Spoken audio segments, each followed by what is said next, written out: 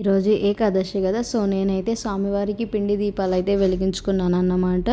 ఎప్పుడైనా కానీ 2, 5 వెలిగించుకున్నాను. First time ఈరోజు 7 దీపాలు అయితే వెలిగించుకున్నాను. చాలా మంచిగా అనిపించింది పూజ. ఈరోజు ఏకాదశి కదా, షార్ట్ వీడియోలో చూసే ఉంటారు. మార్నింగ్ లేచేసి ఫస్ట్ అయితే తులసి దగ్గర దీపారాధన చేసేసి తర్వాత అయితే ఇంట్లో పూజ అయితే కంప్లీట్ చేసేసుకున్నాను. ప్రతిసారి నేను 2 లేదా 5 పిండి దీపాలు అయితే వెలిగించుకున్నాను. కానీ ఈరోజు ఆ 7 కొండల వారి కోసం 7 దీపాలు అయితే వెలిగించుకున్నాను.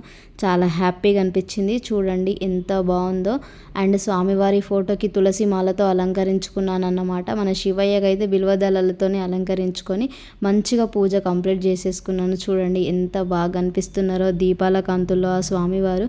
మీరు కూడా దండం పెట్టుకొని నేను అందరూ బాగుండాలని అయితే కోరుకున్నాను. నా వీడియో నచ్చితే లైక్ చేసి మన ఛానల్ని సబ్స్క్రైబ్ చేసుకోండి. చాలామంది వీడియోస్ చూస్తున్నారు బట్ సబ్స్క్రైబ్ చేసుకోవడం లేదు. సో ప్లీజ్ సబ్స్క్రైబ్ చేసుకొని సపోర్ట్ చేయాలని అయితే అనుకుంటున్నా. అండ్ ఆల్సో మన ఇన్స్టా పేజ్ని కూడా ఫాలో అవ్వండి, సాయిరాణి స్టోరీస్ అండ్ బ్లాగ్స్. ఈరోజు అయితే ఈ వీడియో అన్నమాట. ఎట్లా అనిపించిందో కామెంట్ చేయడం అయితే అస్సలు మర్చిపోవద్దు. శివయ్యకైతే మంచిగా నీటితో అభిషేకం చేసి బిల్వదళాలు సమర్పించి పూజ అయితే కంప్లీట్ చేసుకున్నాను. Thanks for watching. బాయ్. మరో వీడియోతో మళ్ళీ కలుద్దాం.